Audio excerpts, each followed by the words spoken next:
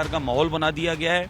जिस समय अजान बोलती है उस समय पढ़ाई बंद कर दी जाती है, वहाँ नमाज पढ़ाई जाती है स्कूलों के अंदर, या घरों पे चले जाओ वहाँ जाके पढ़ो, लेकिन ये अनिवार्य कर रखा है।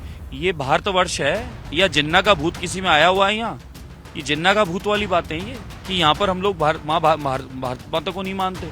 वहाँ जब सरस्वती का मंदिर है, मूर्ति थी, तो सरस्वती की मूर्ति को हटाने के पीछे कारण क्या कारण है? वो क्यों हटाई गई है? क्या प्रॉब्लम थी? जब पहले से वहाँ है, चलता आ रहा है, वहाँ माफी मांगने वाली कोई बात भी नहीं है, इसलिए मांगी भी नहीं जाएगी और इस प्रकार की हरकतें बर्दाश्त भी नहीं की जाएगी। सुभाष चौक को आज समुदाय विशेष के कुछ लोगों ने घेर कर रखा, जाम लगा कर रखा। मुद्दा यह था कि हवा महल के विधायक बालमुकुंदाचार्य जी ने 26 जनवरी को वहां सरकारी स्कूल में कुछ छात्राओं के द्वारा बुर्का और नकाब पहनने को लेकर के मुद्दा उठाया था और उस मुद्दे को लेकर उन्होंने कहा था कि स्कूल का एक ड्रेस कोड होना चाहिए। लेकिन 2 दिन के बाद वहां के कुछ स्थानीय विधायक, स्थानीय लोग, उन सब ने मिलकर के वहां जाम लगाया, थाने का घेराव किया। हमारे साथ बात करने के लिए विधायक बालमुकुंदाचार्य जी हैं, उनसे बात करेंगे। महाराज, किस तरह के ये बात हुई थी आप जब पहुंचे थे 26 जनवरी को? क्योंकि आज बड़ा विरोध हुआ, सिटी जो 4 दीवारी है वो जाम रही। जय सिया राम, जय श्री बालाजी। ऐसा है, पिछले दिनों जो उत्सव में जाने का अवसर मिला मुझे विधानसभा हॉल के स्कूलों में और सरकारी विद्यालयों में, मैंने देखा कि विद्यालयों में सरस्वती की मूर्तियां हटा दी गई है, प्रार्थनाएं बंद कर दी गई है, सरस्वती वंदना इत्यादि के लिए मना दी है।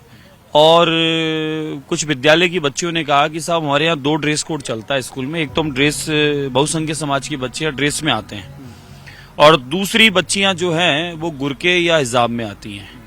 तो मैंने प्रिंसिपल महोदया से बात पूछी कि मैडम ऐसा क्यों है यहाँ?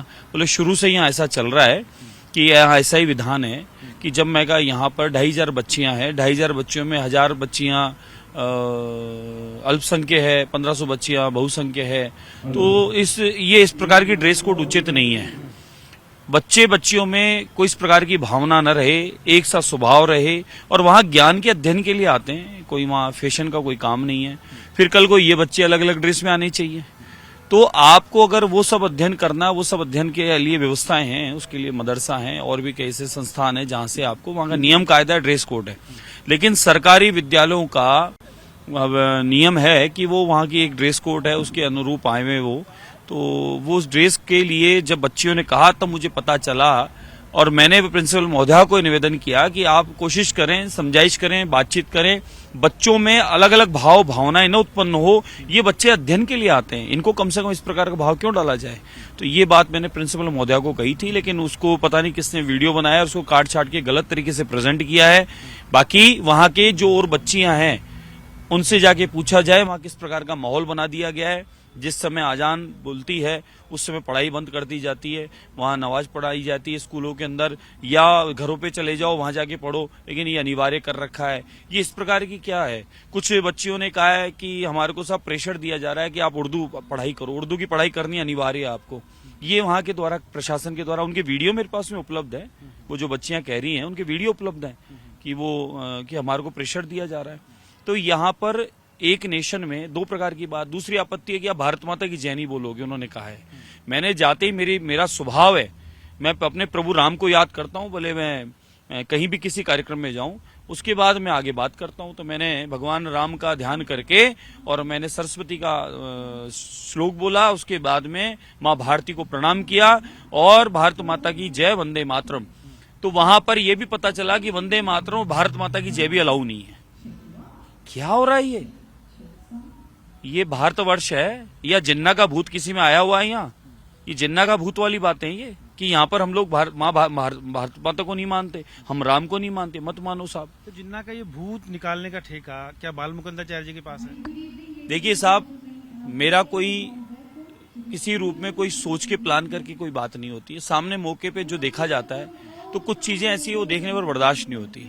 वहां जब सरस्वती का मंदिर है, मूर्ति थी, तो सरस्वती की मूर्ति को हटाने के पीछे कारण क्या कारण है? वो क्यों हटाई गई है? क्या प्रॉब्लम थी? जब पहले से वहां है, चलता आ रहा है, वहां प्रार्थना मना है, प्रार्थना नहीं होगी, वहां अजान का समय है, उस समय पढ़ाई नहीं होगी, वहां पर ही नमाज पढ़ी जाएगी।